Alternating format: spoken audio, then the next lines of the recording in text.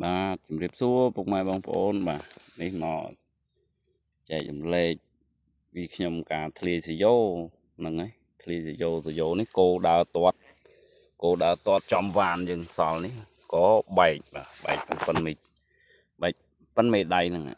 បែកប៉ុនមេដៃហ្នឹងហើយក៏យើងប្រញាប់យើងកំពុងដាក់ទឹកអញ្ចឹងណាអញ្ចឹងទៅក៏អត់បានកាត់តអីទេនេះយើងអានេះយើងជួយបានបាទកាវនេះយើងមានលក់នៅលើទីផ្សារបាទកាវអាក្រៅវាពណ៌លុយមីញ៉ូមប៉ុន្តែសាច់កាវវាខាងក្នុងនោះស្អិត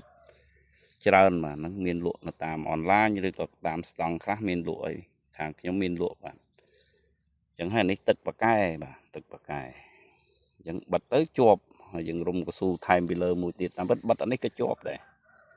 បើយើងការពារទៅបិទអានេះសាក់លបងមើលទៅក៏ជាប់បាទយើងមិនបាច់ចាំកាត់តយក្នុងខាត់ពេលខាត់វេលាអស់លុយអស់កាក់ច្រើនបាទយើងបិទតានេះតិចមកជាប់ហើយនេះកាវនេះហ្នឹងហើយអាហ្នឹង